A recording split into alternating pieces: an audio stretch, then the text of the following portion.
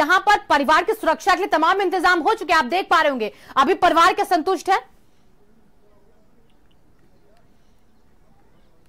देखिए, परिवार की सुरक्षा के जितने भी इंतजाम हुए हैं उनमें सीसीटीवी कैमरे लगाए गए हैं। इसके अलावा जो गार्ड है वो भी तैनात की गई है, पीएससी यहाँ पर डिप्लॉयड की गई है, शैडो दिए गए हैं परिवार को। लेकिन परिवार का ये कहना है कि एक समय कुछ वक्त बाद ऐसा आएगा जब ये सारी चीजें उनके लिए स्मूथ नहीं रहेंगी, क्योंकि उनको रोटी रोजी की तलाश में घर के बाहर भी निकलना है। ऐसे में अगर वो दो शैडो अपने साथ लेकर जाएंगे तो उनको भला कौन नौकरी देगा, कौन उनको रोजगार देगा।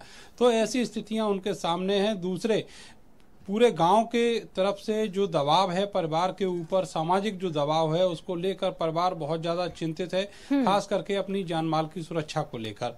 तो इसलिए वो ये कह रहे हैं कि एक वक्त अभी ऐसा आने वाला है जब उनको गांव छोड़कर यहाँ से जाना पड़ेगा।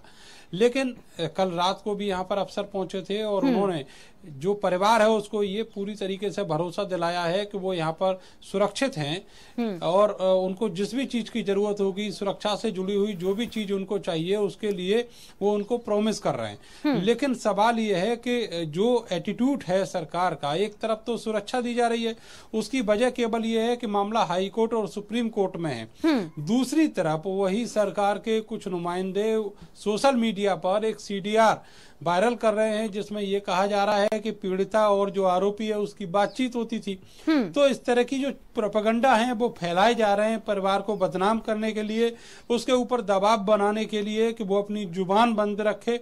और ये सब हो रहा है 12 अक्टूबर को जो हाई कोर्ट में सुनवाई होनी है उसके मद्देनजर।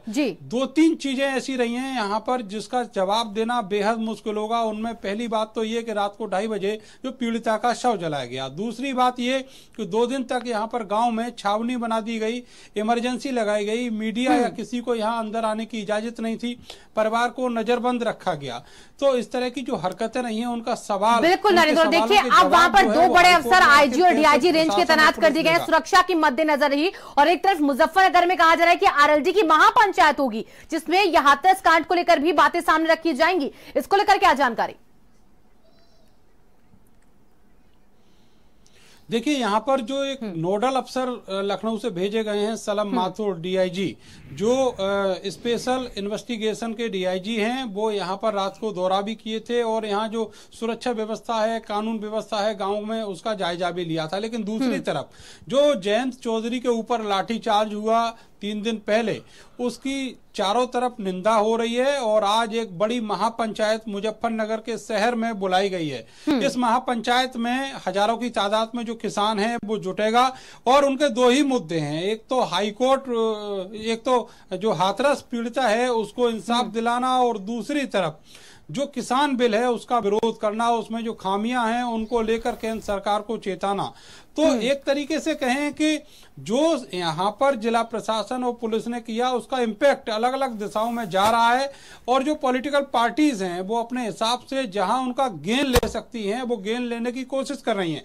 और यहाँ पर जो बीजेपी की सरकार है उत्तर प्रदेश की, वो पूरी तरीके से इन सब चीजों को कंट्रोल करने में विफल रही है। एक जो इमेज सेटअप थी सरकार की वो पूरी तरीके से कोलैप्स कर गई है, जहां पर नाकारा अफसरों ने जो सरकार की इमेज है वो खराब करने की कोशिश की है। लेकिन गंभीर बात यह है कि चाहे इसको हाई कोर्ट का दबाव माने या फिर सुप्रीम कोर्ट ने जो निर्देश दिए उनको माने, अभी तक सरकार इतनी हिम्मत नहीं जुटा पाई है। जो यहाँ के जो कलेक्टर हैं जिनके निलंबन की, जिनको बर्खास्तगी की मांग लगातार चल रही थी, उनके खिलाफ कोई कार्रवाई हो सके। चलिए नरेंद्र, आप वहां पर लगातार बने रहिएगा। बहुत बहुत शुक्रिया आपका फिलहाल इन तमाम जानकारियों के लिए।